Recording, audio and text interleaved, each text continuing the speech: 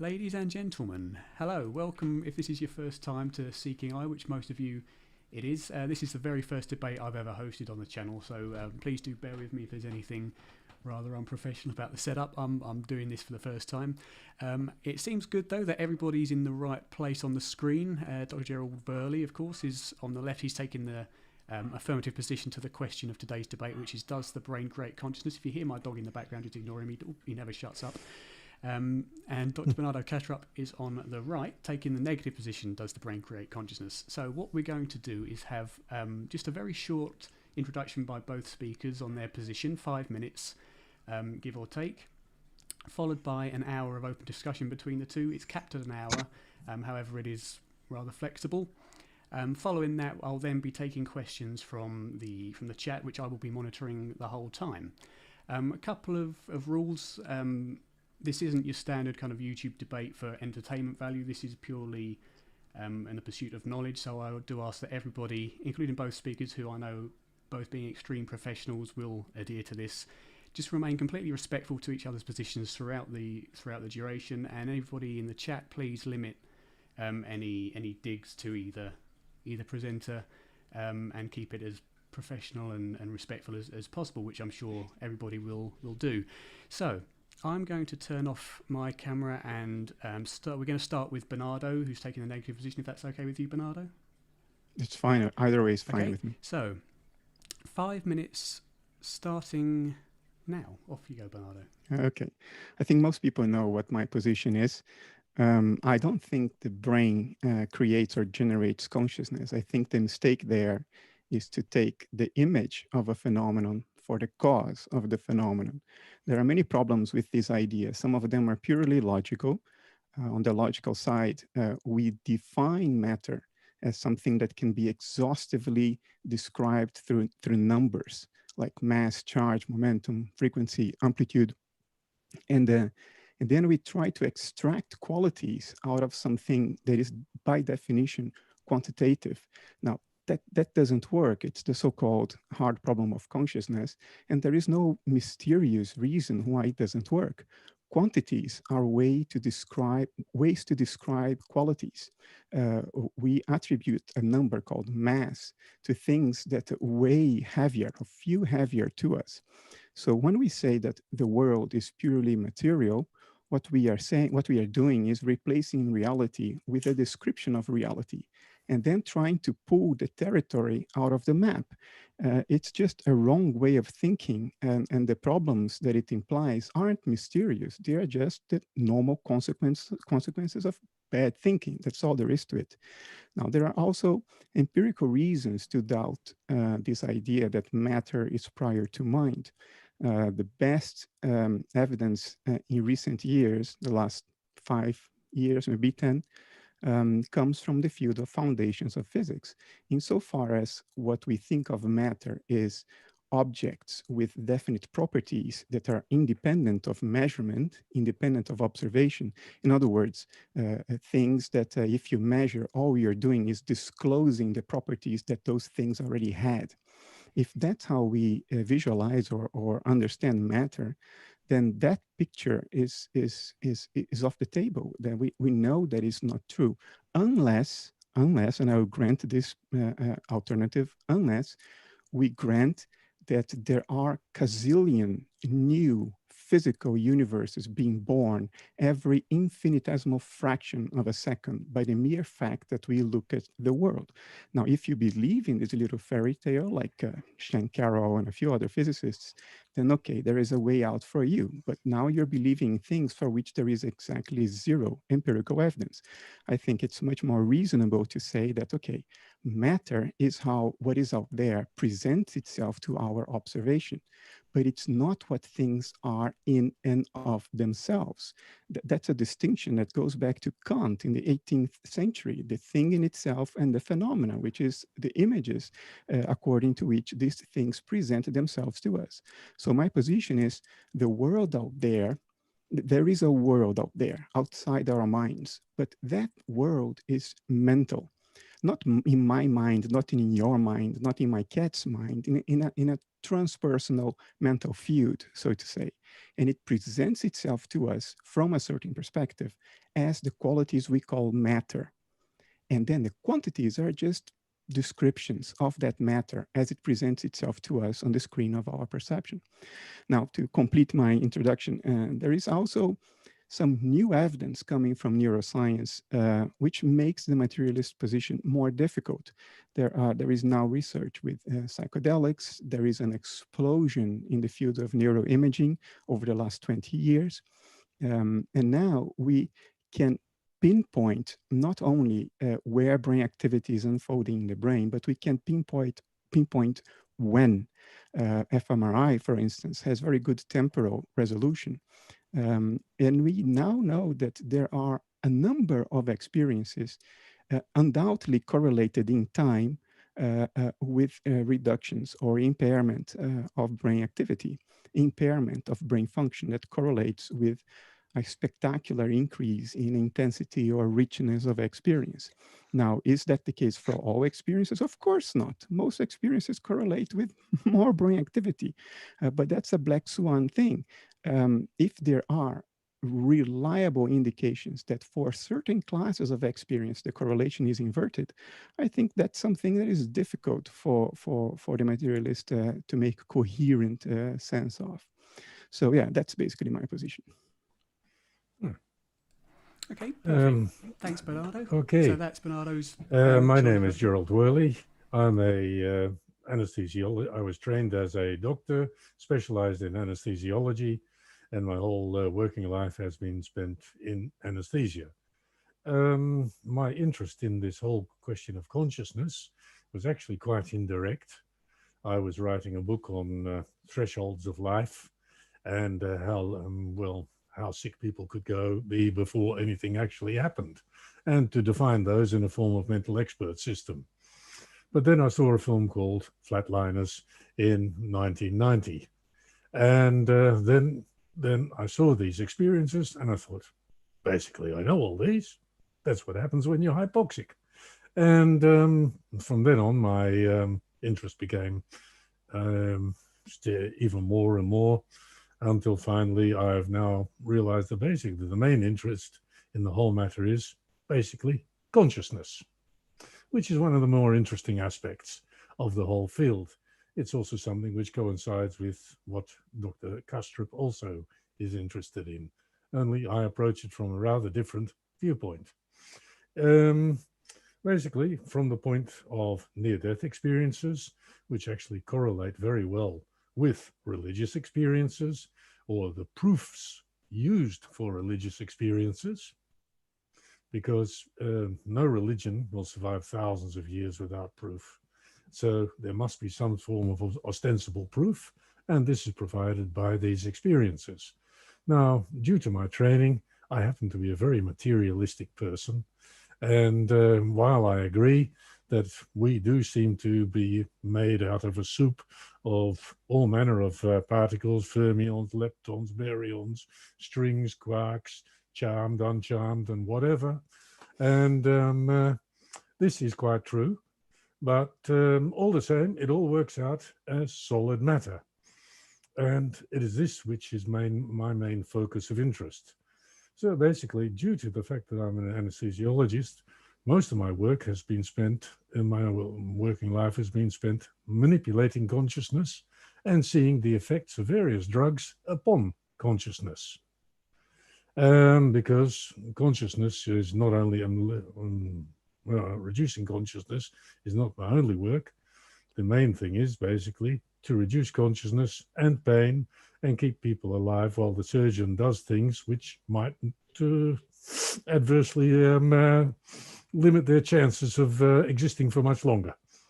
So basically, it's quite a different thing. But during this period of time, I've observed a number of things which are really quite strange, and also been associated with various forms of anesthesia and operation, which also reveal a lot about how consciousness is. In my opinion, consciousness is basically generated by the brain.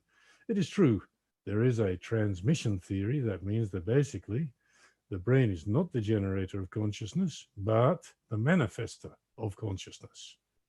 In other words, it sounds a bit like things like Schiller, who wrote the Riddle of the Sphinx, Bergson, Jameson, and a few other people, and a lot of other people even now, still believe that the brain is the mechanism through which consciousness expresses itself rather than the generator of consciousness. Also, because of my work, I've also found that basically people have a very loose idea about what consciousness is. Is consciousness basically an operating system making all the properties of mind possible? Because without the operating, for example, a rat is conscious, a dog is conscious, a drooling, demented person is conscious. But what about personality? Is a bird is conscious, but is it actually aware? This goes on, because just about all animals have very similar brains, and even so, consciousness, is it actually necessary? Ants prove that consciousness is not necessary. They've been existing for millions of years. It seems to work for them. So, and then we come to other aspects of consciousness, such as mind, such as memory, personality, and it goes on. Fascinating questions. And I find that basically the definitions and the way people look at these things are all rather not very logical at times. But anyway, this is the subject of the discussion which we are having today. Is the mind the generator, or is it the receiver and effector of the consciousness? I'll leave it at that. Okay, perfect. Thanks, both. So two very highly educated opinions coming from different areas, I suppose, of science and philosophy. So we'll move in now to the open discussion. As I say, we cap it at an hour just to maintain time, but it is generally flexible to however the discussion goes. So I'll start my stopwatch now, and the floor is yours, gentlemen. If I may follow up, look, there is no doubt whatsoever that things we call material, like drugs, like a punch to the face, influence the contents of consciousness or the state of consciousness. This is without a doubt. We do not need sophisticated neuroimaging to know that. Just drink 3 beers and you will know that that very material liquid that you put in your body has a very obvious effect on how you feel from the inside, on your experiences. We know that surgeons can go poking around the brain with a magnetic probe, and they can alter what the person feels, thinks, how the person goes about interacting with the environment. So there is not a shadow of a doubt about any of this. Dr. Woerlee alluded to hypoxia. Hypoxia is when there is a lot less oxygen available for brain metabolism, and that correlates with certain experiences. There is no doubt about that either. It's a very old paper from 1990 in which they investigated pilots undergoing G-lock training, so gravity-induced loss of consciousness, when they are put in those large centrifuges that drains the blood from the head down to the lower parts of the body. And those pilots reported, and I think I can quote literally, memorable dreams. Those were the words used by the authors. But then people say, or at least the materialist camp comes and says, okay, that's proof for materialism. But that's not the point at all. You see, the point is, how can a brain deprived of so much oxygen to the point that from the outside you seem to have lost consciousness altogether, how can that brain produce memorable dreams? So I would invert the way the evidence is used. And you see, there aren't only two positions here. It's not about materialism versus dualism. I am not a dualist. I think dualism is incoherent. And when I do use the filter hypothesis or the reduction valve hypothesis, I usually emphasize that I'm using that hypothesis metaphorically. Things may happen as if the brain were a filter or a reduction valve. But of course, literally, that cannot be the case unless one is a dualist. Now, I'm not a dualist.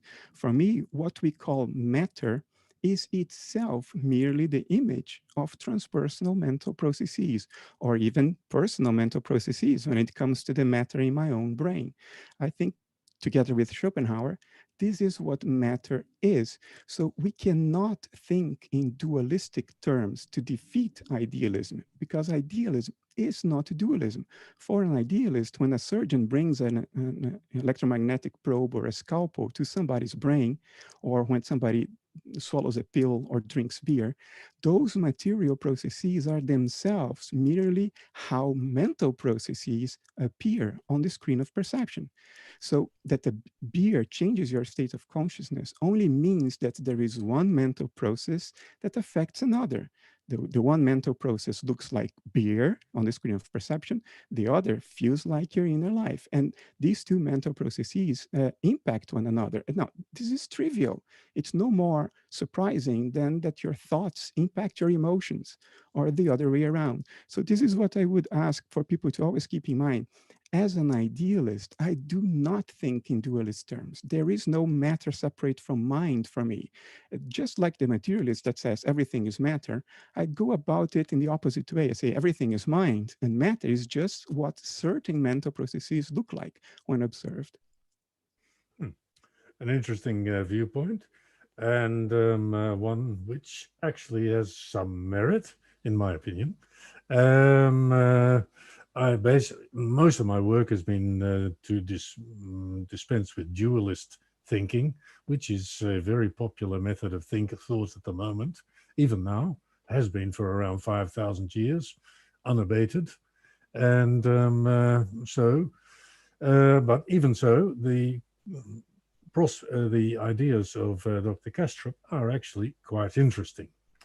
What I actually have read, if I interpret it correctly, is that basically there is a form of transpersonal consciousness, or in other words, transpersonal, if it's consciousness, if it's whatever, something, which you may call consciousness, for lack of a better word. Although I must confess, I find the definition of this term consciousness and used in this context to be rather difficult, because what does Dr. Kastrup actually mean by this term consciousness? Then you also, in various of your articles, you posit a not only a transpersonal consciousness, which is the whole of the universe, but also a localized or personal consciousness.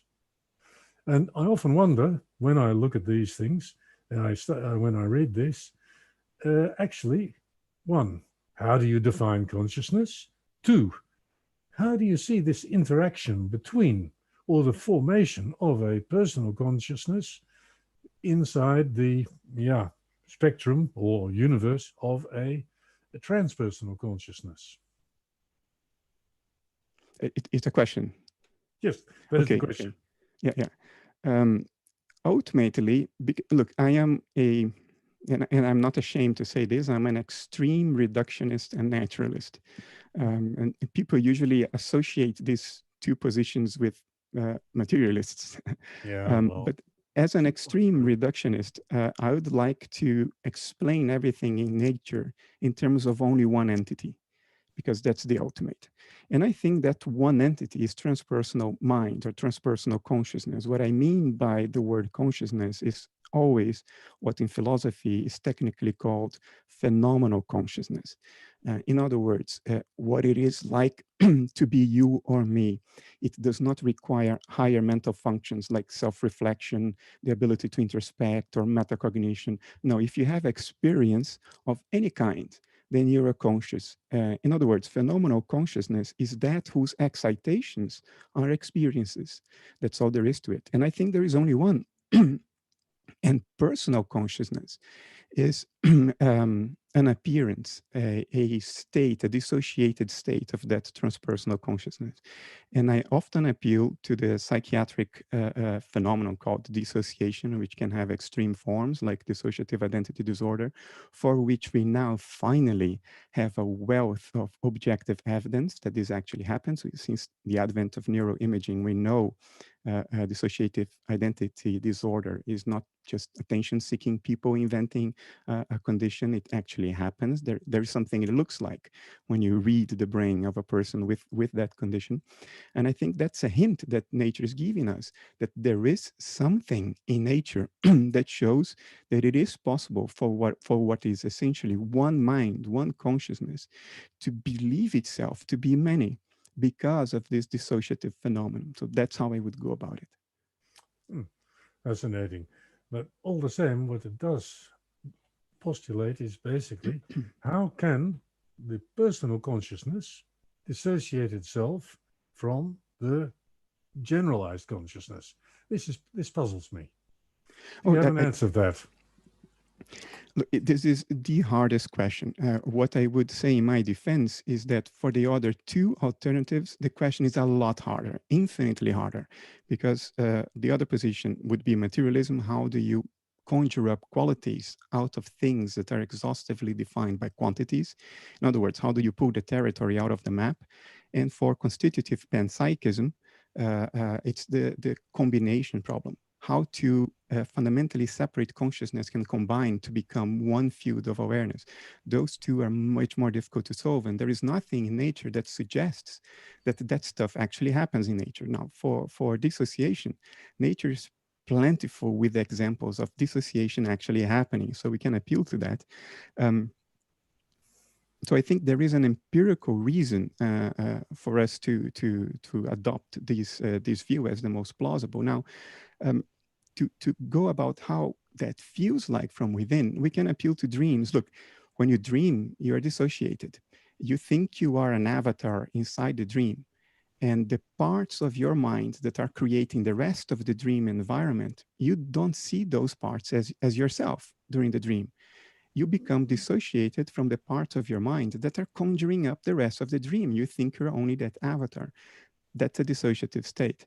It turns out that in a study by Harvard years ago, people with a diagnosis of dissociative identity disorder, the different outer personalities of the person during a dream can experience the same dream from different points of view, which is fascinating because it shows that the process that we need there to be in nature for idealism to make sense, it is actually there at the level of individual people. One mind, when dissociated, can experience the same dream from multiple perspectives. And the analogy is direct to what I'm putting forward, which is one universal field of consciousness can dream the same dream through multiple different dissociated points of view. I still find a fair bit of difficulty with this viewpoint, because dreaming is not a unitary phenomenon. For example, you have hypnopompic dreams, hypnagogic dreams, you have REM dreams, and you have non-REM dreams. And the qualities of these dreams do differ. For example, a classic hypnagogic dream occurs when you fall asleep. Many people have had the illusion as they fall asleep, about 1 in 20 or even more, that just before they fall asleep, they feel themselves floating. Some people even feel themselves falling over a waterfall, as they describe. Then you have, that's the hypnagogic. The hypnopompic is when people awaken, and they something happened there, and they feel themselves awakening, but they feel themselves paralyzed. Some people then have this is a nocturnal sleep paralysis, and they feel them. Just to very briefly interrupt, I think I've hit a button. Oh dear. I don't know what happened. Hang on. Oh, here we go, I think. Oh, come on. Look at this. Just a second. Something's happening there. Yeah, I've got it. I know exactly what's going on. It's not letting me. I've accidentally hit screen share and it's not letting me close me. I've got an X coming up and it keeps darting up away from my mouse. Oh. Hang on. There we How go. do you Got catch it, the got it. X? Right, now, how do I get back to... Sorry, guys. Be right with you. Where's my Zoom gone? Hmm? Tricky. I have had this problem once. Yeah. I'm not screen sharing. What are you telling me I'm screen sharing? Stop share. There we go. Ah, Yeah, so there you go. Right, and So now I'm in the right hypnopompic place. and hypnagogic dreams. Yeah. So basically, you can also have things like lucid dreaming, where people are actually in a REM state, where they are actually quite awake, quite aware, but totally paralyzed, which is fairly normal during dreaming, because otherwise, if you're not paralyzed when dreaming, you start acting out your dreams. And this has even led to a murder in Canada. And yeah, where someone murdered his wife and claimed this was basically due to lack of a syndrome whereby you have no REM paralysis, but act out your dreams while you're not paralyzed anymore while dreaming. And sometimes these dreams can be quite violent. People break their legs, smash their hands, etc. So, and then the types of dreams, the imagery, is sometimes also very different. During nocturnal paralysis, people sometimes dream of monsters in the room, or they dream of total helplessness. Dreams during REM are sometimes quite colorful. So I find it a difficult thing to think that basically, okay, you can have people who have so-called dissociative states, whereby they do dream the same dream, but from different perspectives. Oh, I'd agree with that. A lot of things can happen. And but then basically it seems to apply that you use dreams as a unitary phenomenon. They are not. I didn't mean to convey that impression. I'm keenly aware of how drastically different dreams can be. My argument is one of I'm appealing to the fact that a process of the kind an idealist would need to have a coherent position, a process of exactly that kind exists in nature. So even if 1 out of 20 types of dreams fit what the idealist needs, there is still an argument for the existence of the process in nature, regardless of the other 19, if you know what I mean. Yep. You alluded to non-REM dreaming. I mean, you're probably aware there is recent research 2 or 3 years ago in which researchers suggested that we may be experiencing our sleep throughout the night continuously, even though only specific parts of our sleep are traditional dreams.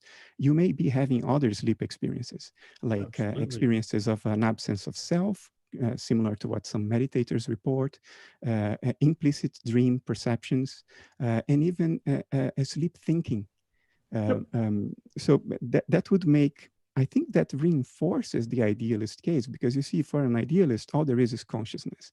So there cannot be an absence of consciousness, because consciousness, transpersonal one, is the ground of reality. That's the hypothesis. So I think the variety of dream states, the variety of states of consciousness, only underlie the plausibility of the hypothesis that what we call life in a material world may itself also be a peculiar, although not uncommon, state of mind, state of consciousness, including our sense of a personal self. Yeah, what you say is about dreaming is quite correct. And in fact, it's something I've once written about several years ago. In fact, there are dreams in all stages of sleep.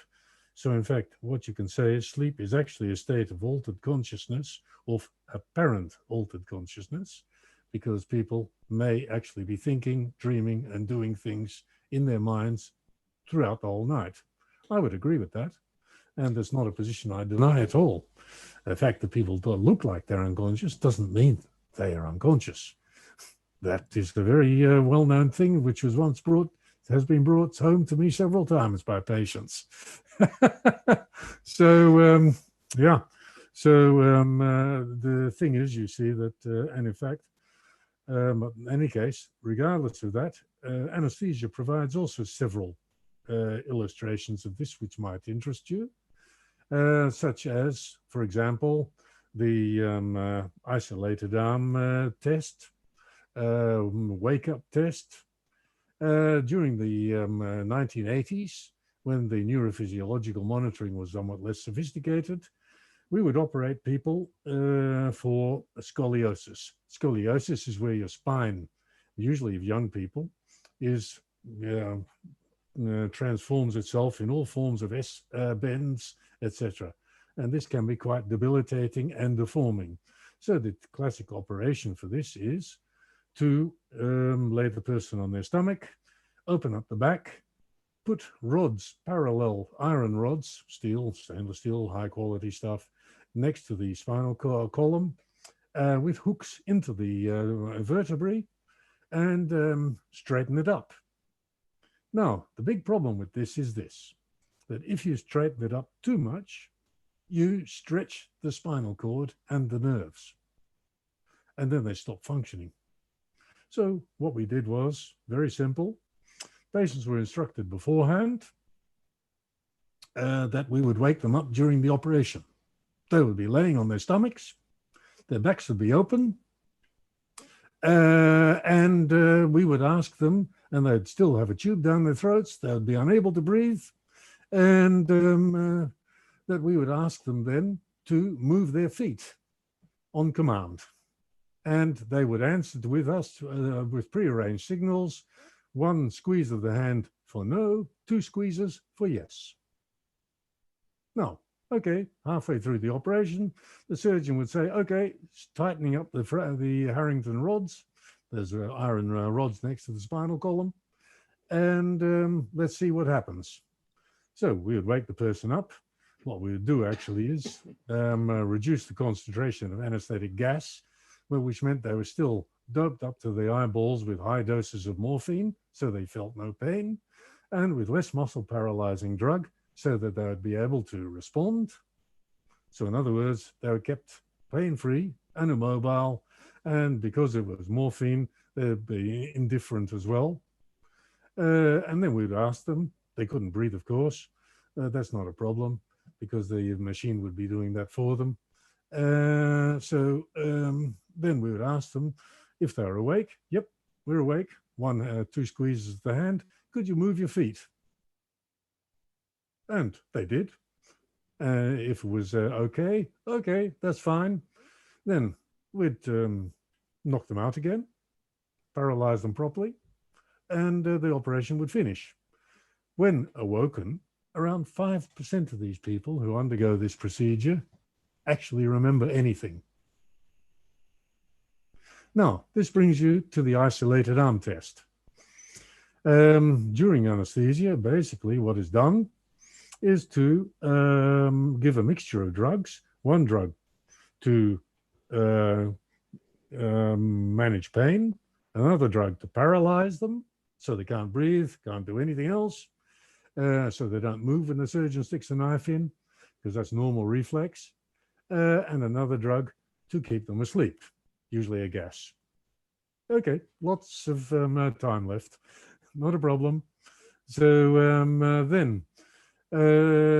now, one way of communicating with people in this particular state is to put a tourniquet around 1 arm before the start of anesthesia, and that way the paralyzing drug can't get there. So they'd potentially be able to move their hands when awake, if awake. Now what happens? You can keep that tourniquet on for around 20 minutes before the nerves themselves get anesthetized due to the lack of oxygen. Now, what happens? In these studies, there's been lots and lots of studies on this. 17% of people are actually awake during the operation. And when you wake the hand, you can have a good conversation with them. I've seen this happen a number of times.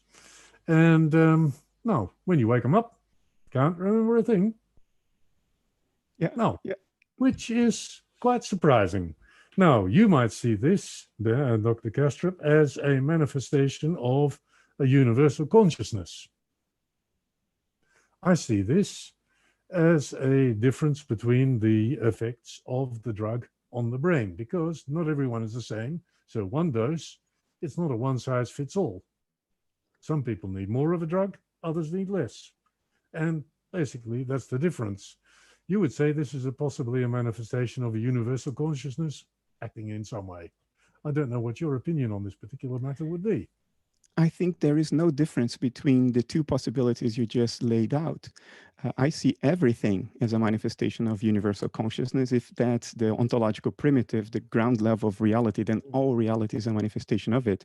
But I think it is valid, although not ultimately, perhaps strictly speaking, coherent, but I think it's valid to talk about drugs causing different states of consciousness and different drugs having different effects on different people. But I think ultimately what's happening is that the drug, the administering of the drug, and the brain where the drug goes into, these are all images of what intrinsically are mental processes. Yeah. So what you have is a mental process which presents itself as the drug, interfering with another mental process which presents itself as a brain, and that interaction also presents itself to us as the physiology of that body when it's drugged. You see what I mean? So I'm not invalidating the language of material causation. I'm just maintaining that underlying that language at an ontic level, what's really going on is an interaction of mental processes, which when observed from across the dissociative boundary, take on the qualities that we call material. But if you have that understanding, I think many of the implications of materialism would fall by the wayside, like your subjectivity will end when you die. I don't think it will. Maybe you as a personal agency will stop existing, like your dream avatar stopped existing when you wake up in the morning. But I don't think our intrinsic subjectivity ceases to exist. But at the same time, it allows us to keep thinking for pragmatic terms along the language of causation, because I don't think that's invalid. I think things work as if there was material causation. I'm just providing an interpretation, an ontological interpretation for what might actually going on, which has important implications for our life and for our culture, I think. Yeah, it's actually an interesting concept. And in fact, this particular phenomenon of consciousness doesn't actually, during anesthesia, doesn't actually negate the whole theory you're proposing. It actually is a corollary of it, as you quite correctly say. But all the same, what you do say further is something very interesting. And that is that should your personal identity or personal you or alter or whatever you like to call it cease to be, then basically then you have two aspects of the personal alter or yourself. One, the fact of emotions, experience, and that's one other aspect. And then we go into the sphere of this, in my opinion, very silly concept of Mary and the color red, which is a classic example of one of them. And then the other thing is the survival of personality if this actually does occur upon death.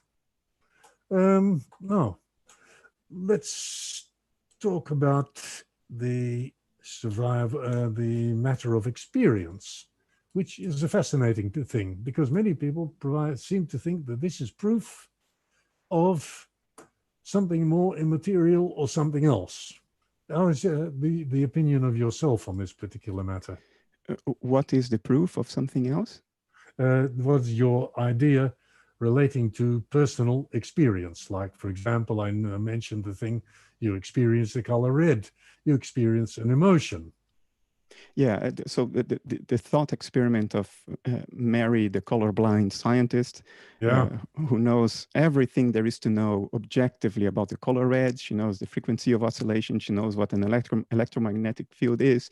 She knows what happens when that radiation hits the cone cells on our retina and how that gets translated into nerve impulses and it's processed in the cerebral, in the visual cortex and so forth. But she still doesn't know what it is like to see red. or to feel it. Or to feel it, yeah, to experience it. And I think what the experiment shows is that descriptions, quantitative descriptions, do not exhaust reality. They describe reality, but they are not reality, because ultimately frequency, amplitude, and all that are descriptions of a quality, which is the color red. And if that quality weren't there, we wouldn't be talking about red to begin with. So I think what the experiment lets us see more clearly is how we've attempted to replace reality, because the reality we have is an experiential reality. That's what we have. Everything else is a theoretical abstraction. We try to replace that reality with its description. We try to replace the territory with the map. I think that's what the experiment suggests. I don't think it proves anything. I think it just helps us become aware of what we are doing in our line of thinking. It's not proof. It's just like, hey, wake up, look at what you're doing. Look at the implications of what you're doing. Now, the survival of personal agency, that's a different topic. Well, let's go on to the matter of first, the experience, because that is fascinating. Now, for instance, the person who, in this particular case, Mary, she sees the color red for the first time, perhaps, knows all about it intellectually, but she has the experience. Now, that's something very interesting. What is an experience? Now, as a materialist, diehard, I must confess, I would put this down to alterations of a complex brain function. For example, with experience and your experience of the world, there have been many experiments with sensory deprived animals, which demonstrate that basically animals reared in a rich an enriched sensory environment have a lot more dendritic more complexity in their brain, size of brain, and also dendritic density. In other words, the dendrites are the extra nerve cells making out ends making contact with your nerve cells. The more of these you've got contacting your nerve cells and the more interconnected your brain, the more likely you are to have a more complex experience or more experiences. This type of experiment has been repeated endlessly since, the 70s. I remember at medical school, even they were talking of this particular one. So, and I'm talking about a long time ago. And so, but the same thing has been repeated again and again. Then your functional MRI and also basically normal MRI has revealed that basically experience, training, etc., also affects your brain function and structure. So in other words, what you have actually is that brain structure can actually be part of an experience or be the generator of it instead of being a manifestation of it. I would say it's the image of it. I mean, our experiences, as we accumulate them throughout life, they change how we feel, they change how we think. There's nothing extraordinary about it. The type of experiences that has been predominant in each of our lives, to a large extent, sets the tone for who we become from the inside, how we feel from within, how we experience the world, how we experience ourselves and other people. So yes, the experiences we have influence or set the tone for the experiences we are going to have, or even, right? And how we feel from within. Now, to me, this means that there is a change in the state or in the topology or in the configuration of a part of consciousness that we refer to as our personal selves. And the image of that configuration, of that state, is what we call a living, metabolizing body within the central nervous system. So to me, it's not surprising at all that because our previous experiences change how we feel from within, that we would see a correlation of that when objectively measuring body characteristics, because I would see the body characteristics as the very appearance of that change in the configuration or topology of experience. It's the way that thing looks like when observed from a perspective. And it will look like a lot more neural connections, a lot more dendrites, a lot more synapses. It's the way it looks like. And from that perspective, the correlation should be at least nearly perfect, because the image of the phenomenon should correlate with the phenomenon it is the image of, right? I get the idea. It's very interesting, because basically it's very difficult to refute that particular one. But all the same, it does bring you back to something else, consciousness. At what point does something actually become conscious and aware? You go from insects with a very rudimentary nervous system. They are aware, but are they conscious? In other words, they have perceptions of the world around them. They respond to it. In other words, they're aware and they respond. Whether this is purely reflex or whether this can be learned as well, there are some indications with some lower life forms, as we call them, that they can do. But at what point does a person become actually truly conscious? Or a thing like, for instance, you have a cat. I have a dog. I know my dog is conscious. Yeah, well, okay. No, that's nice. Well, I have a dog about the same size, dead scared of cats. And but the thing is, you know your cat has emotions. And just like my dog as well, if he's been neglected or been away from home for a long time, he complains. If I go to the market and I buy some cheese and I don't let him taste it, then he looks very disappointed, I can tell you. So, in other words, people know that these animals do have personality, emotions, and are conscious. But at what level would you think that this particular level of consciousness, of awareness, emotion, begins to actually manifest? It is something which I would imagine also is of interest in your own other field, that of artificial intelligence. Yeah, I think this is the crucial question. I think you've hit the red button here. This is what we really need to understand to make sense of what's going on. It's very common, even for neuroscientists, to conflate what philosophers call phenomenal consciousness with conscious metacognition. And these are two very different things. You can be phenomenally conscious. In other words, there can be something it is like to be you.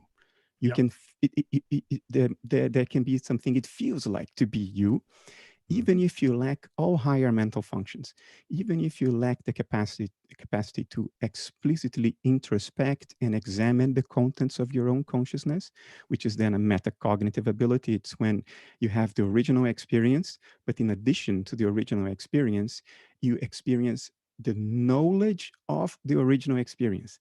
In other words, you don't only experience, you know that you experience. And that's a metacognitive capacity that I don't think my cat has. I don't think my cat goes around thinking, oh, I feel kind of hungry now, or I miss my owner, where is he? Now, he may have the experience of missing you. It's just that he probably doesn't tell himself in as many words. By recognizing himself as a personal agency, that he has the experience of missing his basha, his owner. Yeah. So it's critical that we differentiate this, because what I'm saying is not that there is a metacognitive agency underlying our nature that has a premeditated plan and is moving the pawns on the table. I'm a naturalist. I think there is plenty of evidence that the world doesn't seem, at least life on this planet, doesn't seem to be coordinated at that level, but only at the level of basic principles. There is some basic laws of nature that are pretty clear and reliable. robust. Yeah. So I'm not saying there is this metacognitive being sitting somewhere up in the sky and controlling metacognitively everything that's going on. I think the level of consciousness that underlies nature at large is pure phenomenal consciousness. It's like, what does it feel to a sunflower to be pointing to the sun or not? There must be something it feels like to the sunflower to be pointing to the sun or not. But the sunflower is not going to articulate that in a metacognitive way. It's a very raw, very basic level of awareness that Schopenhauer called the will. And he insisted that the will does not have representations. In other words, the will is not in itself, in the world at large, metacognitive. It's not capable of re-representing its own mental contents in a deliberate and introspective and explicit way like we do. So my point is, the underlying level of nature everywhere is a form of phenomenal consciousness. But I think metacognition, I think that's probably only us, elephants, dolphins, maybe some higher primates, orangutans, gorillas, and chimps. But I think the list is small. But I do think that at a very, very, very simple level, there is something it feels like to be an amoeba swimming in my toilet. I don't know whether I can quite figure that one, but in any case. But it is an interesting concept, and I'm glad to hear that basically you don't attribute any underlying will, cause, or purpose within the universe, but basically a general principle.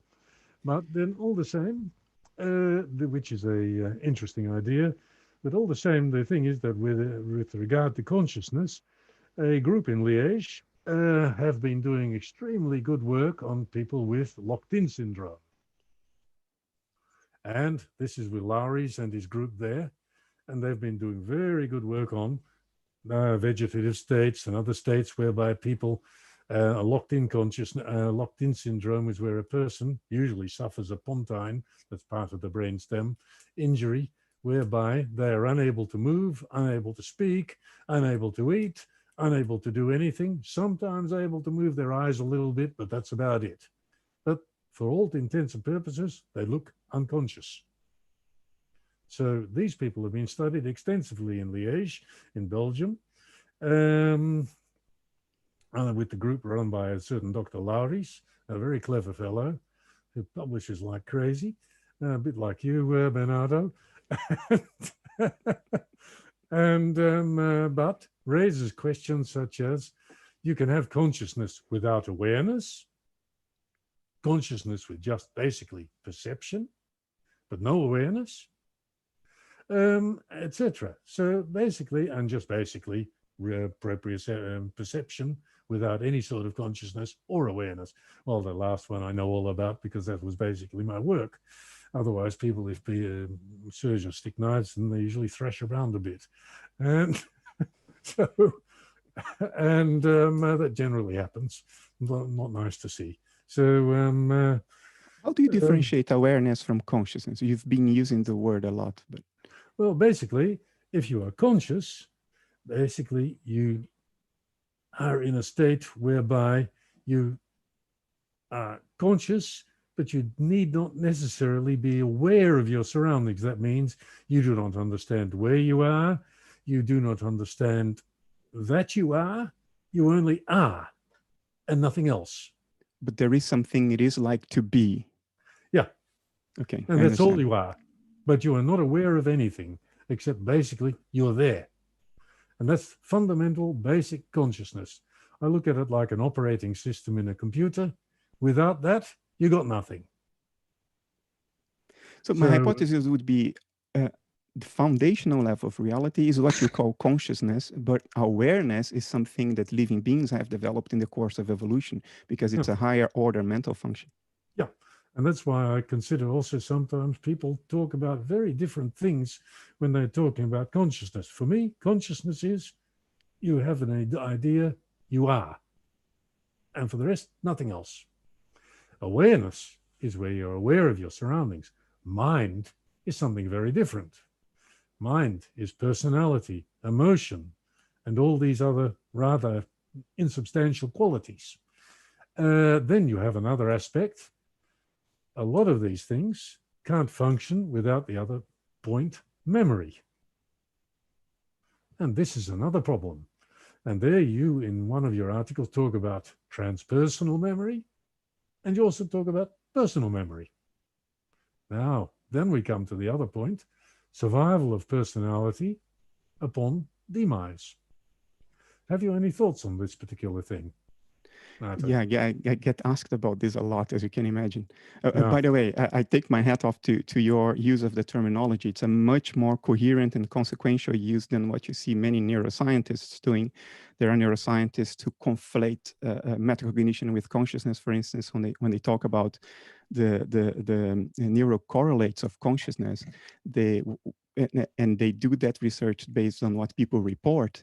What they are uncovering are the neurocorrelates of metacognition, because to report an experience, it's not enough to have the experience. You have to know that you have the experience in order to report it. So I'm glad that you use the terminology in a way that makes sense and is coherent to me. Now, the survival of personal agency, I'm pretty empirical in my thinking. I think it's very, very plausible to think of the metabolizing living body as what a dissociated aspect of universal consciousness looks like, for as long as the dissociation is going on. Mm-hmm. So the living body is what the dissociation looks like. And then when the body dies, the implication is, well, that then is the image of the end of the dissociation. And there doesn't seem to be anything that is left behind. It's not like most of the body dies, but your pineal gland stays running around. I mean, the entire body seems to go away.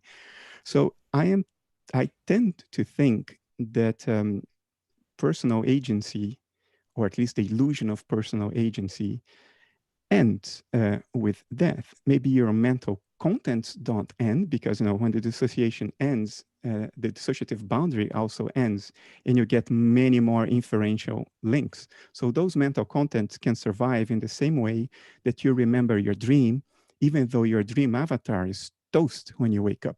He's dead. The moment you wake up and you reassociate with the parts of your mind that were conjuring up the rest of the dream, you see through the illusion of the dissociation.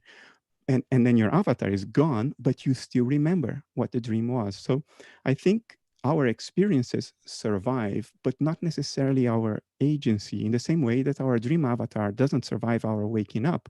And we don't mourn the death of our dream avatar in the morning.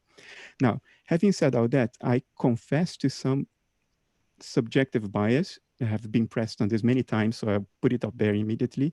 I would like to think that personal agency ends. That's my preferred scenario. Personal agency seems to be something very, very prone to suffering. And the idea that it doesn't end doesn't make me warm and fuzzy. So maybe I am biased. But if I am asked, it's a binary choice, Bernardo, choose one. And if you choose the wrong one, we are going to shoot you in the head. I would say personal agency does not survive. Although I'm open to the possibility that there may be things in this dissociative process that do not have a visible physical correlate, because evolution wouldn't have a reason for us to see certain aspects of reality that are not salient for our survival. I'm open to the possibility. It's not something that I can discard, but I don't see evidence to really make survival of personal agency a strong, very, very plausible hypothesis. In other words, the memories, they do survive in some form in this transpersonal consciousness, although why a memory should actually survive, I'm not quite sure, because basically, as you say, you are also unsure whether anything survives, and you would prefer it not to survive. Well, your consciousness survives, but consciousness is not the personal agency. That's correct, because consciousness is, as we've discussed, is something very different to what many people seem to think it is. Basically, it is. You are. And then you come into the sphere of the old ancients, whereby Cicero once said, yeah, I am, if there is a soul, if there is no soul, I will continue to believe in a soul, because it comforts me, this idea. With me, it's the opposite. Materialism is very comforting. Whereas when you read the letter of Menocius to Epicurus, around 350 BC, in which he says basically, why are we worried about dying? Because when we're dead, we're not.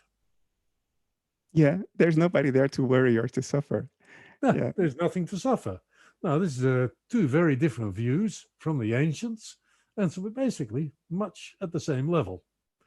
Personally, if I'm a very materialist person, and my work, a lot of my work has been to disprove what you would call substance dualism. And in fact, and I find this, what you posit, an interesting concept. I still have difficulty personally believing in it, but that is another matter. The fact I believe in something or not, it's a matter of proof. And so therefore it's a matter of and what you say about the structure and function of the universe is true. For instance, even a vacuum is a roiling, boiling something full of all forms of potential particles, non-particles, antiparticles, and anything like that. And as is shown, for example, by the Casimir effect, which some people discovered right here. Yeah, in Phillips' laboratory, I understand. That's the quantum Casimir effect. That's correct. Yeah, quantum field theory. Yeah. Yeah, but there is a form of Casimir effect actually between things like gauge blocks, perhaps. And whereas these blocks are so highly polished to nanometer level that if you rub them together, they start sticking. And so whether that's due to van der Waals forces or the Casimir, I have no idea. But in any case, that's irrelevant. But the thing is, you see, a vacuum is something rather than nothing. So in other words, space is something. You can even bend it. Yeah, exactly. So, so in other words, there is something, even if there is nothing. So in other words, there is a level of plausibility. But for me, is it so that basically, if memory fails upon death, basically, you return to a carbon cycle. If you're looking at it from the manifest phenomenology of transpersonal consciousness, existence, whatever. But in other words, yeah. Would you see a certain NDEs, the more plausible ones, the ones that have the smell of sincerity, could you regard them as that experience one undergoes in the process of unraveling of one's personal identity, in which one's sensed boundaries sort of dissolve and you sort of merge with a broader context? You see that in... Sorry, do you mind if I just jump in quickly to this one? NDEs are something that have come up in the questions. If we can do that as part of the QA, there's a general consensus in the chat that people would like to hear more of the subject of does the brain create consciousness. They'd like to hear if Dr. Woerlee, if you'd be able to give some sort of a defense as to why you believe that the brain does create consciousness and why you believe materialism is more likely the best possible explanation. Is that okay? I find the questions of Dr. Kastrup rather fascinating as well. They're interesting concepts. But all the same, if you look at it from a purely materialist point of view, and also from the studies I have done on the matter of NDEs, I have a large website devoted to several NDEs in which I basically unravel them. And when you look at them, investigate them accurately, you find actually there's not much to it. Basically, what these people are doing are having hallucinations. And these are hallucinations of proprioception, of emotion. And basically, because people are structured in a certain way, for example, many of these near-death experiences are basically common final common pathway experiences. For example, if I hit you on your nose, you will experience pain in your nose. If you have a boil inside your nose, you will have pain in your nose. If you have a cancer eating out your nose, you will have pain in your nose. Basically, what happens is the nerves coming from your nose transmit the pain. That's the final common pathway. Well, likewise, in the brain, many, many different stimuli or effects upon the brain will act on certain final common pathways. For example, in the 1980s, Bruce Grayson, one of the prominent near-death experience investigators, has found in 1983, 1985, in a study, he found that near-death experiences could be divided into 4 different groups of experiences: affective, cognitive, paranormal, and transcendental.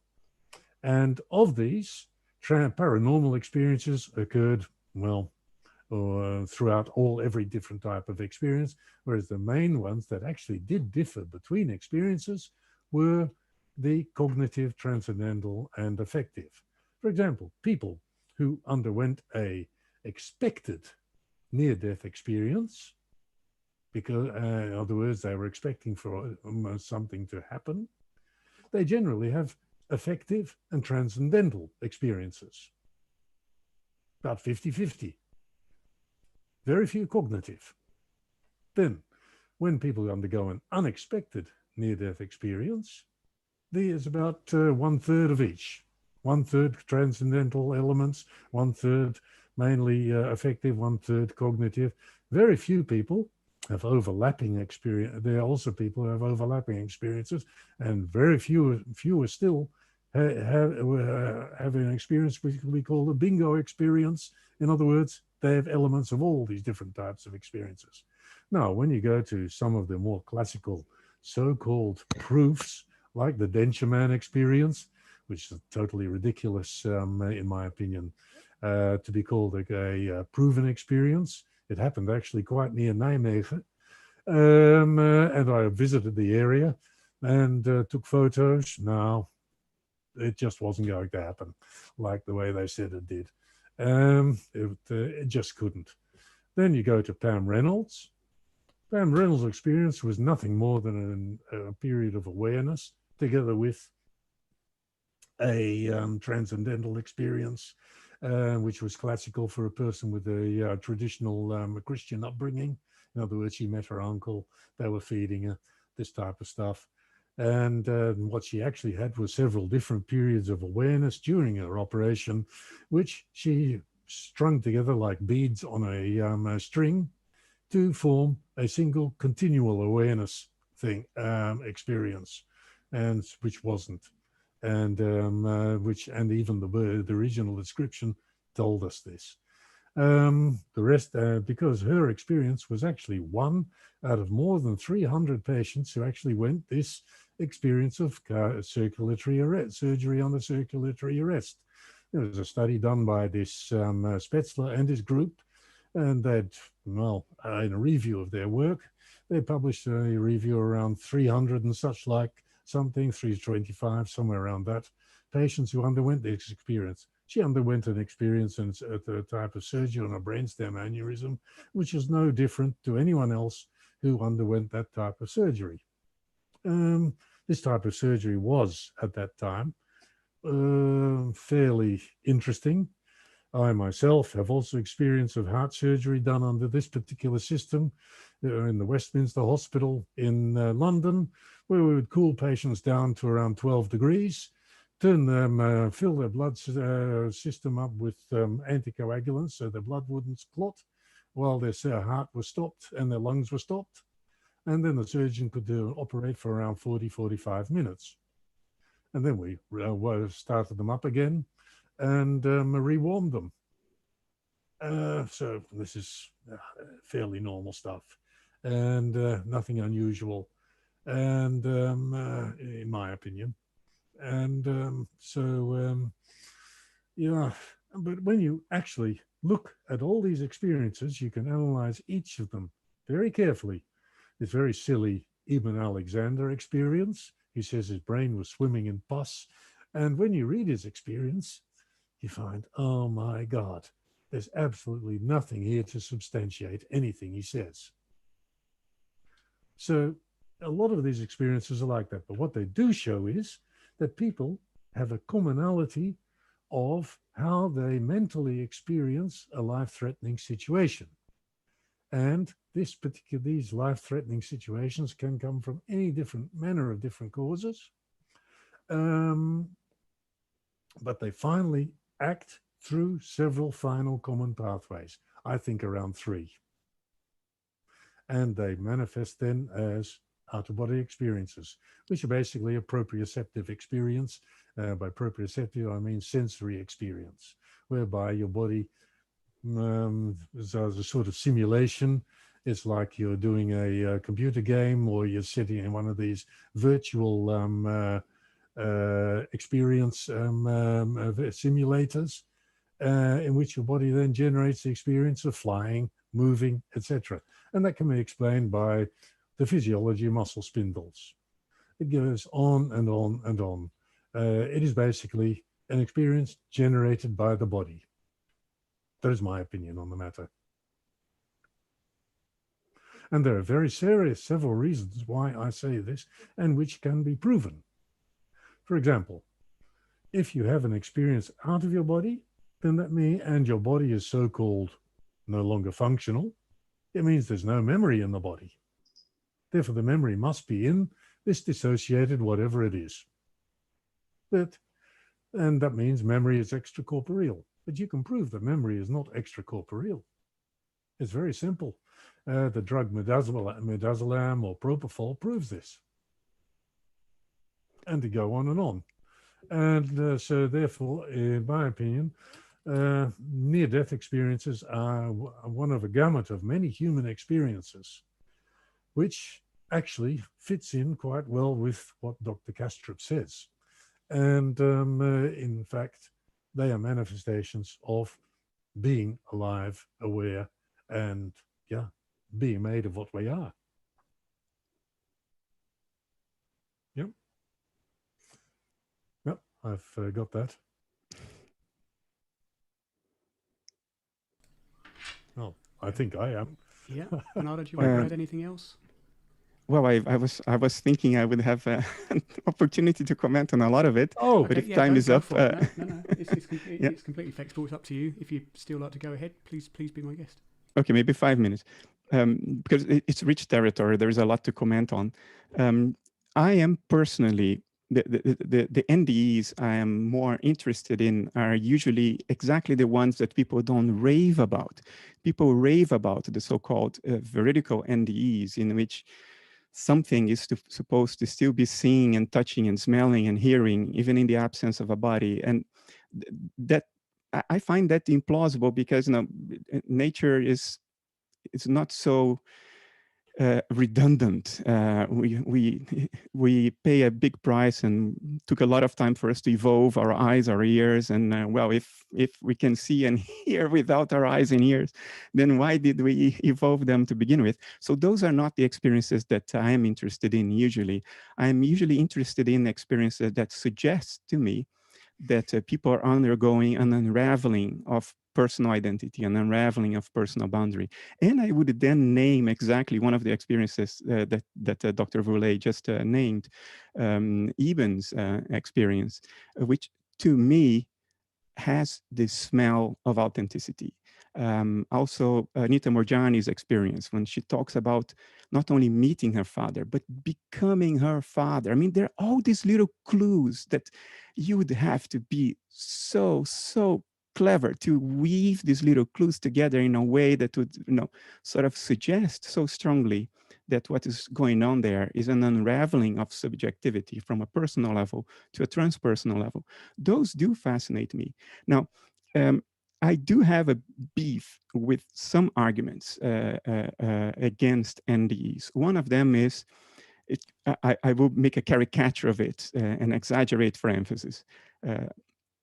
The argument goes like this: if there is a single neuron somewhere, anywhere in the brain that is still firing, oh, then NDEs do not disprove materialism.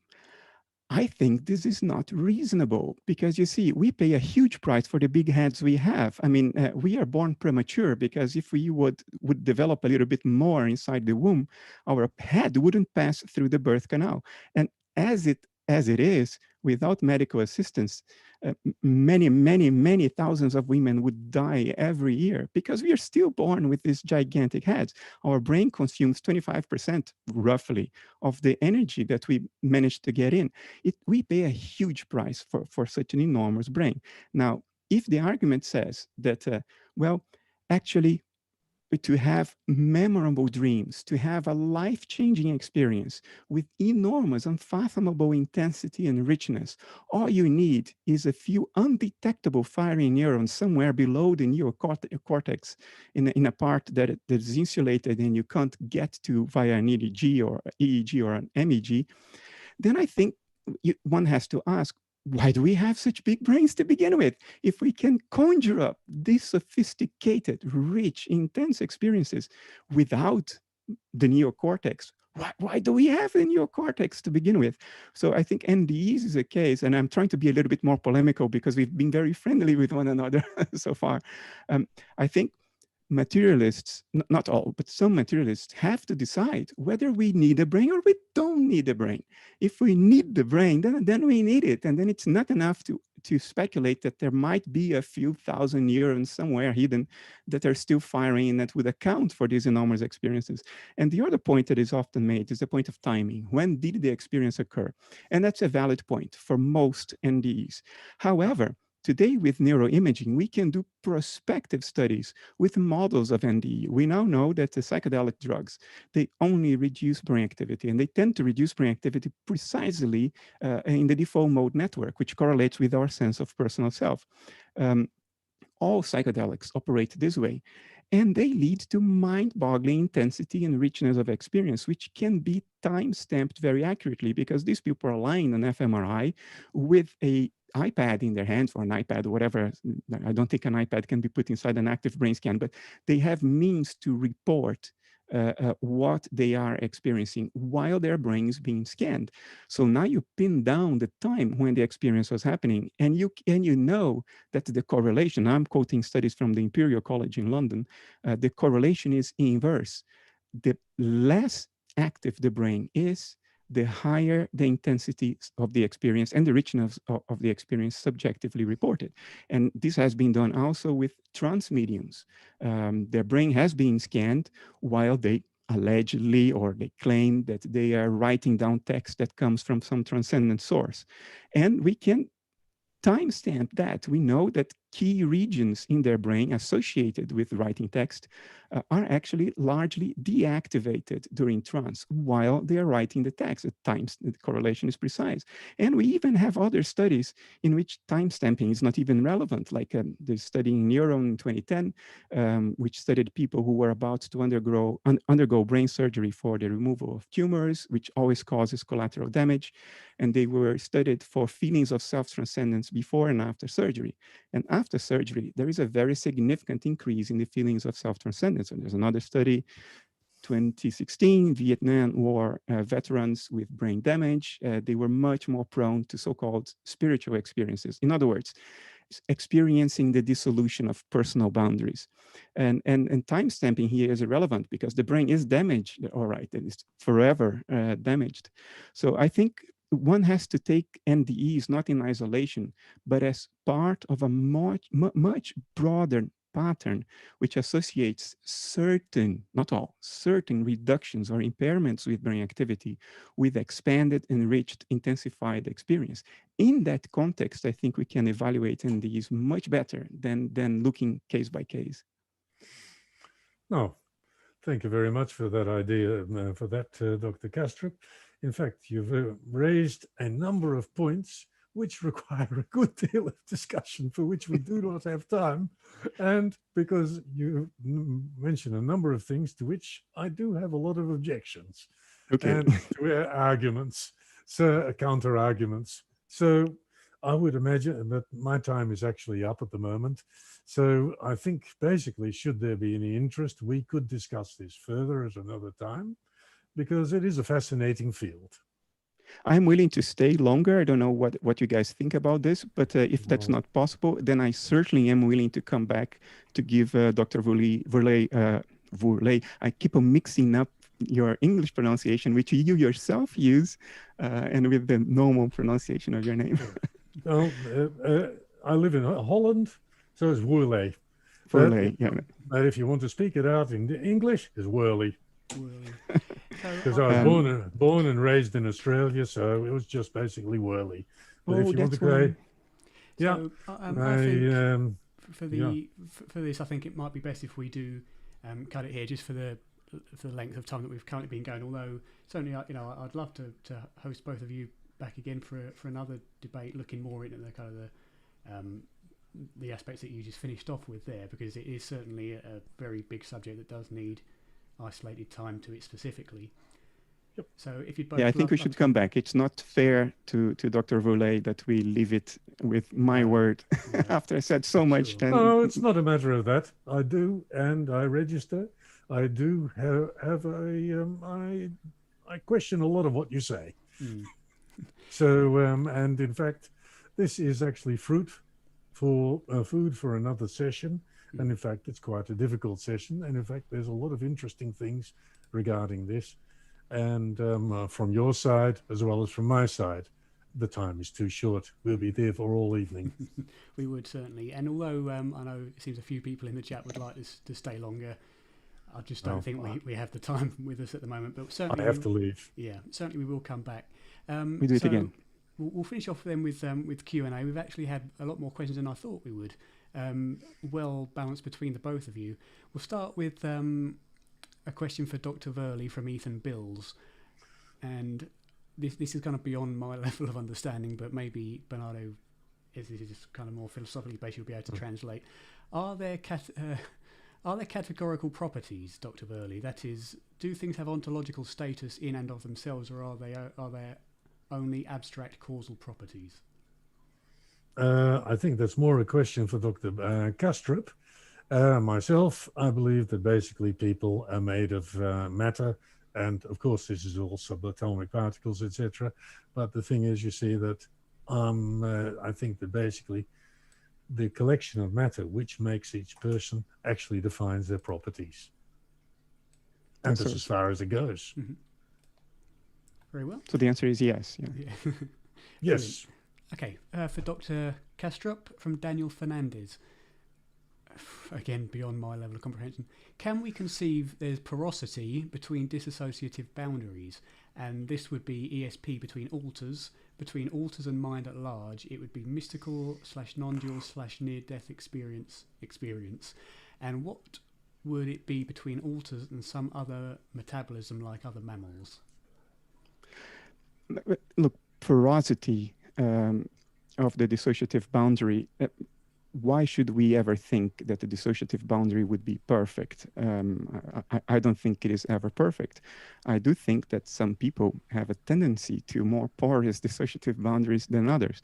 For instance, I have a very, very, very efficient dissociative boundary. I'm not prone at all to anything that could be remotely called ESP, although I witnessed that happening with my girlfriend. I witnessed firsthand, and it's not something I need to subject to public debate, because I know that it actually happens, and I'm envious of her. So yes, look, a lot of people ask questions along the lines of, can you discard that possibility, or would it be possible that?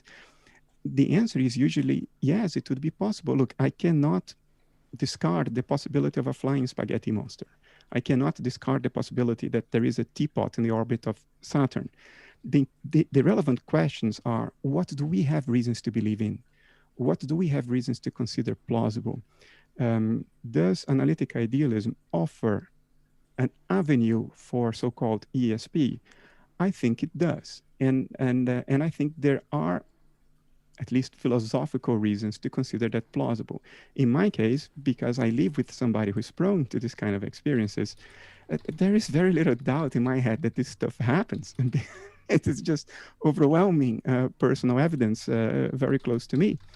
And I think my position does provide a means to make sense of that in terms of a porous dissociative boundary, yes. Mm-hmm. Okay, brilliant.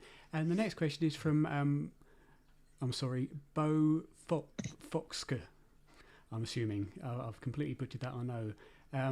So Bo asks, Dr. Woerlee, a two-part question. How do you explain prophetic dreams?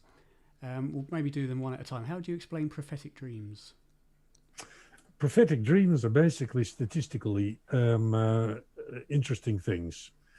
For example, if you live in a society and you know everything that is going on around you, consciously, subconsciously, you can make a prophecy. Problem is with many prophecies is no one remembers the prophecies that never could turn out, but they do remember the ones that actually do and turn out. And this is always the big problem with prophecy. Everyone forgets the ones that never turned out. They said the fellow's mad, and that's basically it. He got it wrong. So this is the problem with prophecy. No one has actually subjected it to real statistical analysis, unless you were talking about problems, things like ESP, whereby with forced choice or other things. And there I also have a large objection to. I don't happen to be a believer in ESP. but this is basically prophecy. And it's basically sometimes someone gets it right. Mm-hmm. So a matter of probabilities, yeah. Yes. Okay, and the second part to Bo's question is, how do you explain a shamanic journey? I did one through which I significantly, and I've changed the question somewhat to how I think you were trying to say, I did one through which I significantly changed the behaviour of my mother, whom she herself had no idea or had no awareness that the work was being done. Well, the thing is, you see, this can be, well, he probably had a very profound experience, but the thing is, a shamanic journey is an internal experience, in my opinion. Therefore, if his mother's behavior was changed, then basically it's a matter of how his behavior changed his mother's behavior. And this would be the end result of this. That is at least in my personal materialistic opinion. Mm. But I know, did you want to add anything to that? I'm in a strange situation now because I cannot help but agree with Dr. Woerlee's last two answers. I think factually the chance that they are correct for any individual case is very high. At the same time, instead of arguing, I would just tell you a story. A couple of years ago, I was on holidays with my girlfriend. We were away from family for 1 week, totally out of touch. We were in a village far in the countryside of Germany. And one day she wakes up and says, "Wow, I had the strangest dreams. I dreamed that my grandmother had a bandage in her head and she was in the hospital with her 2 daughters. And she was telling me mentally that she was okay." And I thought, what a weird dream. It's not the kind of dream you normally have. There are no events. There's only a sort of static image. So she called her father, and her father gave her the news that her grandmother had just had a, how is it called? When you... Aneurysm? No. When you... A stroke. Had a stroke. Had a brain stroke. Was in the hospital with my girlfriend's 2 aunts. And but the physician said that she was out of danger. And now, that played out in the space of 5 minutes. And can I dismiss this? No, I cannot dismiss this. No, that's true. You can't. Because there are actually some people with a prodrome. And if you have this sensed subliminally, then you can predict it. But what would she have sensed? By which means? Well, you've got to consider the people. You don't, when you look at someone or something, you don't only see what you observe or sense what you sense consciously, but you also sense unconsciously. For example, if you meet someone, you smell them. Every person gives off a unique scale of chemical odors. For instance, schizophrenics. Some psychiatrists say they can smell them. And in fact, when you put them next to a chromatograph, they do provide a unique constellation of volatile chemicals coming from their body, which actually can be sensed and be differentiated from a person without schizophrenia. And of course, we know that from things like support dogs as well. They have a heightened sense of smell. Exactly. And also for dogs detecting breast cancer, lung cancer. In fact, in England, chemical noses are used in badger holes, because badgers' dens, to detect the tuberculosis, because every bacteria in the lung gives off a unique spectrum of chemicals, each unique to that bacterium. And so basically they check out badger holes because they're the main cause of bovine or cow tuberculosis in England. And it goes on and on. And in fact, when you come to people, you have a vomeronasal organ, which is not very, very developed in humans, but which dogs do have, which connects to your thalamus and your limbic system, and which provides you with information about a whole pile of things. And particularly if people are synesthetes, and that's around 5% of people, 1 in 20 persons is a synesthete, and which means that they can detect signals from other perceptions or even normal perceptions, which others cannot. I know, for instance, my 2 sisters are synesthetes. They know when someone is going to die. Well, basically, in my opinion, they and that actually happens. Well, in my opinion, because they see them as the head as a skull, or their photo as a skeleton. No, that's fascinating. But what it actually means is they've seen these people, they've smelt them, and they can smell the odor of abnormal metabolism. But they don't see it consciously. I think the only question I'd have there then is why, if they've done this unconsciously, why would they then say that they're seeing these pictures as skeletons or whatever? If they're well, because actually... that's the way they interpret these sensations. Like, for instance, synesthesia, some people hear colors, see tastes, etc. It actually happens quite commonly, 1 in 20 about.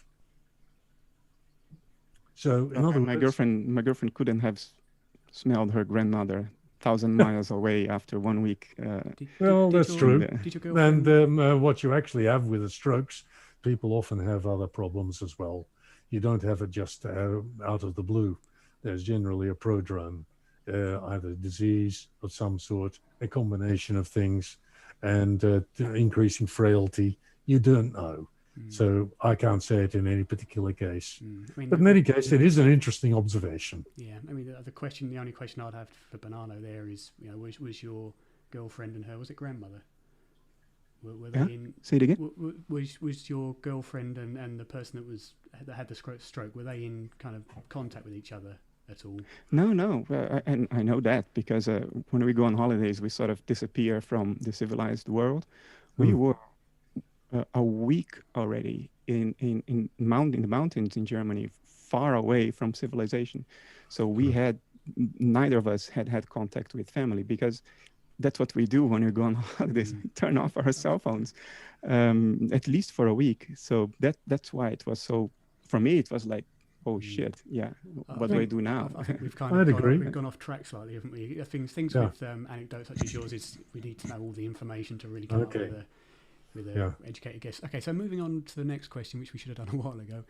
For Dr. Kastrup from Silver Soul, what are your main objectives, Dr. Kastrup, to substance dualism? Oh, there is a catalog of objections to substance dualism. I would think that the most popular one, the one that most people know, although it's not necessarily the best one, is the interaction problem. If there are 2 fundamentally distinct ontological categories, say mind/consciousness on the one hand and matter on the other, and they are fundamentally distinct, then how can they possibly interact? Because there's no doubt they do interact. If you prick my arm with a pin, that physical material act will translate into a very mental feeling. I will feel pain.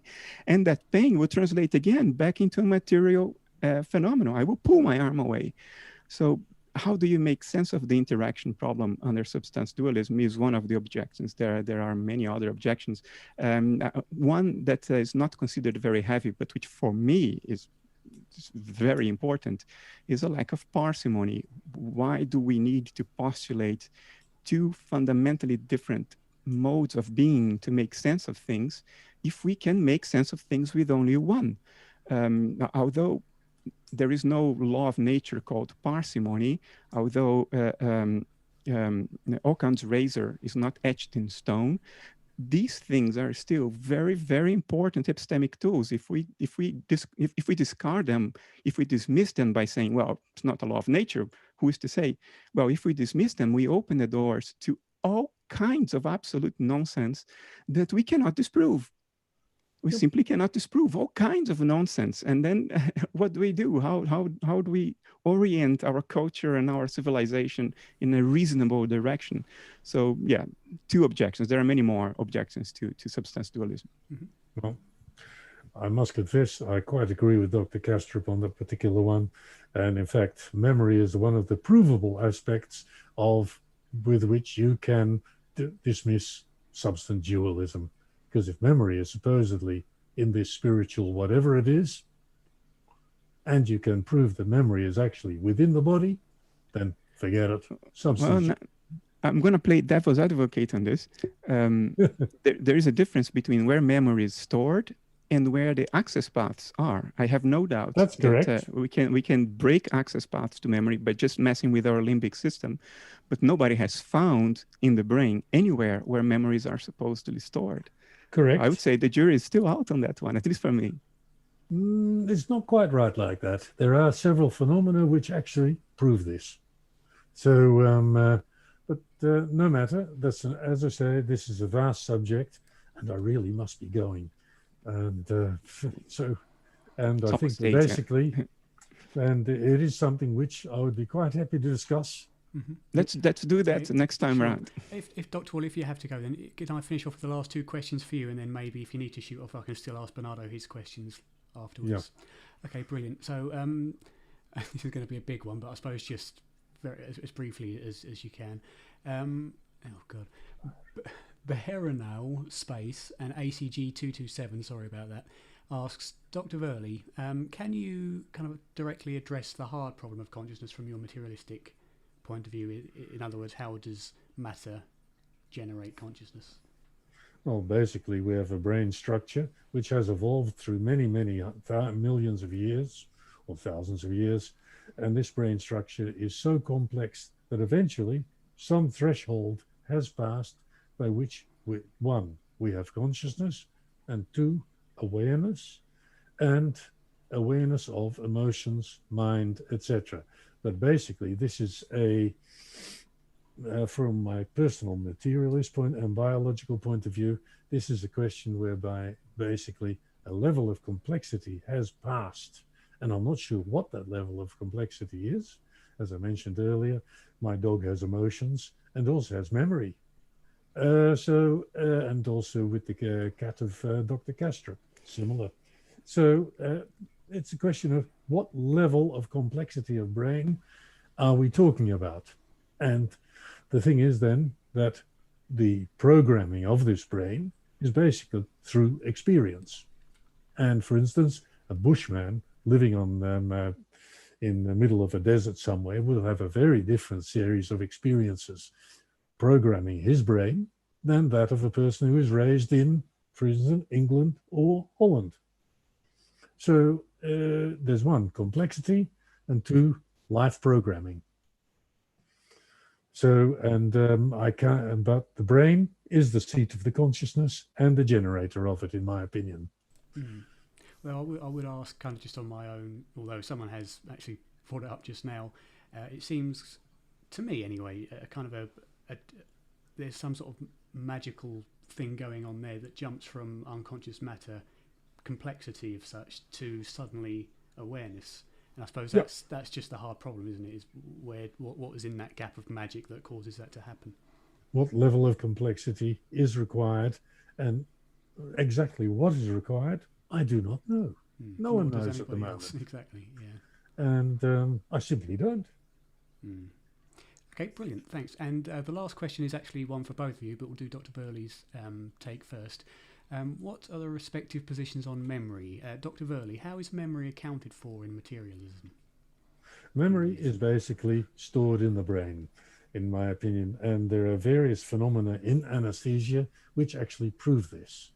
When you look at it from a, for instance, a dualistic point of view, you can prove that memory is a function of the brain. Because basically, if sensations are transferred to an extracorporeal memory, and this extracorporeal memory is then used and accessed to provide answers and responses to the body, well then, if you can find a state, and in fact anesthetic drugs do provide this, in which basically a person is able to perceive, respond, and retrieve old memories. For example, if you give midazolam to a person, it came to me one day when I was giving midazolam to a person under spinal anesthesia, basically to relax them and also to remove memory of the operation. These people are awake if you give not too much. They are awake, they're relaxed, you can have a conversation with them, they can remember their past, they can respond adequately, do things normally, and when the effects of the drug have passed away, they remember nothing of what happened during the period the drug was active. In other words, what you actually have is you have a dualism. If you are looking only at dualism and with extracorporeal memory, what you actually have is transfer of information from the body to this extracorporeal whatever it is. This extracorporeal whatever it is processes the sensations and responds adequately. The adequate response is by accessing previous memories and also using working memory to respond within the context at that time. But afterwards, they remember nothing because they lay down no longer term memories. Mm-hmm. Dr. Kastrup, would you like to respond to that as this part of your answer or your question, which is what's the equivalent of memory and mind at large under idealism? My philosophical perspective is relatively agnostic of whether memories are so-called in the body or not, because I see the body as the image of a processing consciousness. So both could be accommodated. But as a computer engineer, I'm of course always facing the question in my own mind, okay, where is the file? Where is the .doc file, the .mov file in the brain that has the bits encoding the bloody information? And what I see when I read the memory literature, I'll give you an example to illustrate what I mean. There was a press release by a respected university some time ago, a few years ago, in which they said, well, the memory problem has been solved, the mystery has been unlocked, we know where in the brain memories are stored. And I thought, oh, they found the file. They found the .mov file, the movie files of the episodic memories. So let's read this. And then when you read this, I'll give you a summary of the paper. They display the movie to the person, measuring brain activity with the EEG. So they know which areas of the brain became activated when the person was watching the movie. And that could be pinned down with precision, especially in time. The EEG has a lot of temporal precision, but poor spatial resolution. But they could pin down exactly which neurons were being activated. And then next day, they ask the person to close their eyes and remember the film. And then they found out that the same neurons were activated again. And that is the motivation for the press release. We found out where memories are. And I thought, nonsense. The question is not that the same neurons are reactivated. It's trivial. We know experience correlates with patterns of brain activity. If the memory relates to the original experience, of course, the same neurons will be activated.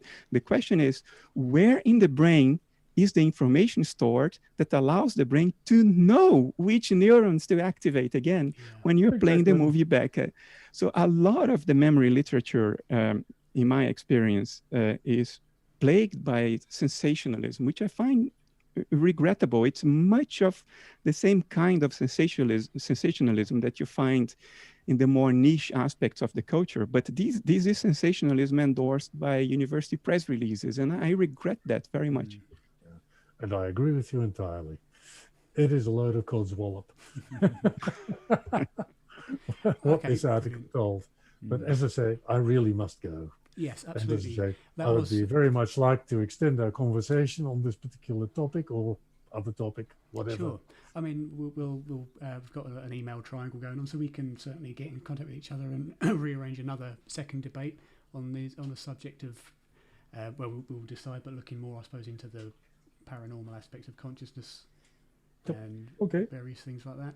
Okay, brilliant. So, Dr. Woerlee, if you'd like to go, that's absolutely fine. I'll hang up, and thank you very much for a very interesting talk. Thank you, Dr. Woerlee. It was a pleasure. I hope to do it again. Thank you, and I hope to meet you again as well. Bye. Take care of yourself, Doctor. Good evening. Yep.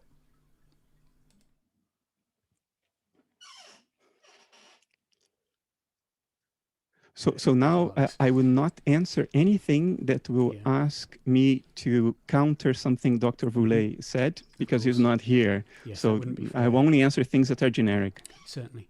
I'm glad you mentioned that, because that was something I was going to mention then completely forgot about. Right, let's see. I've got to go through these last questions now to see.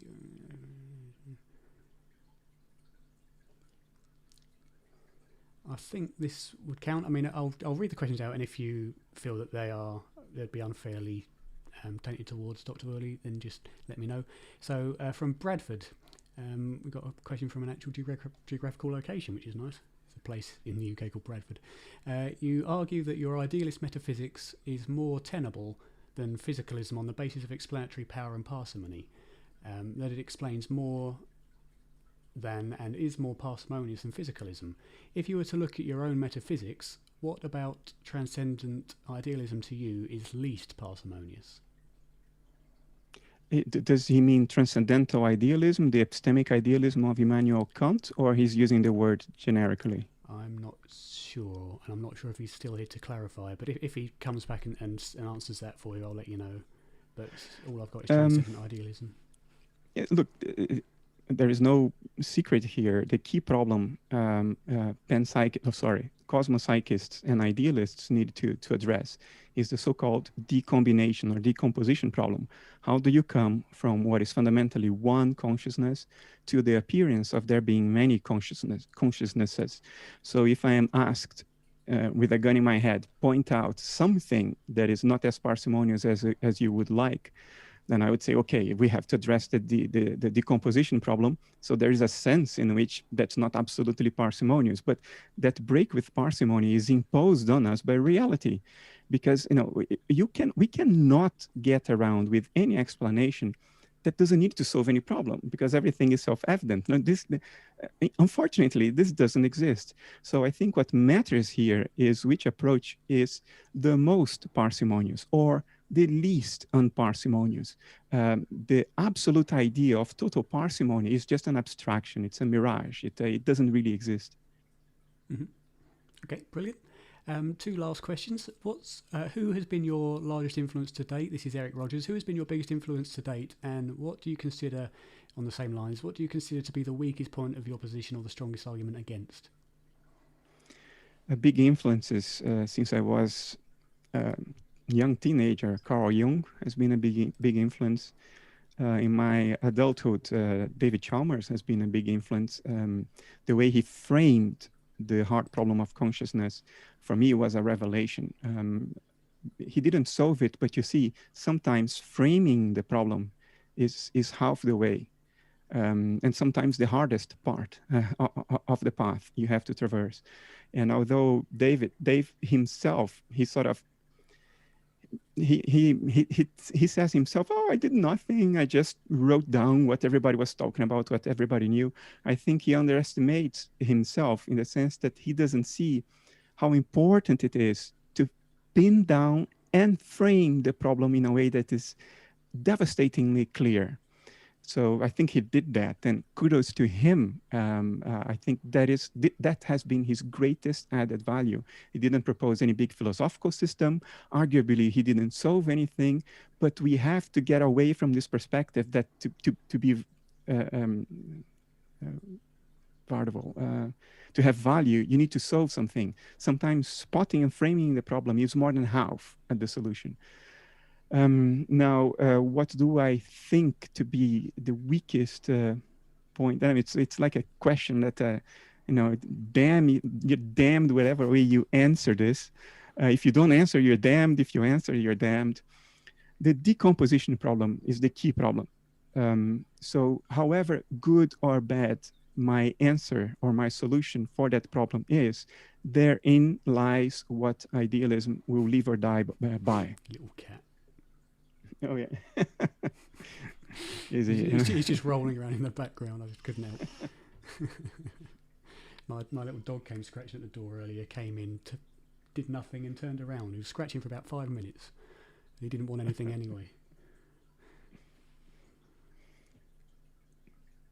Okay, so you finished off with that question? Yep.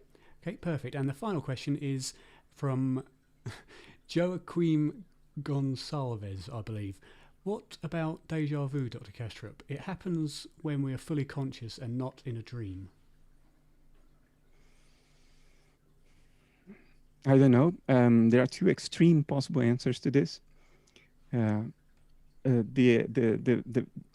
reductionist answer would be that when certain information is experienced in two different parts of the brain at different times, you get the feeling of deja vu. You may experience something, for instance, to speak very coarse language. You may experience something in your left hemisphere and then experience it in the right hemisphere or the other way around. And because you experience them twice, you get the feeling of deja vu, but there's nothing fantastic about it. That's one extreme.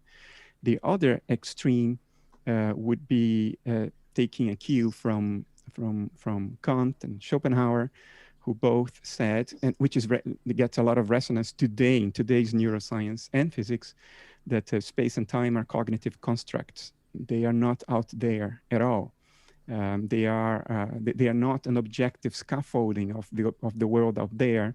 They are a category of perception. In other words, it's something that our cognitive system has evolved over the eons, to speak about time again.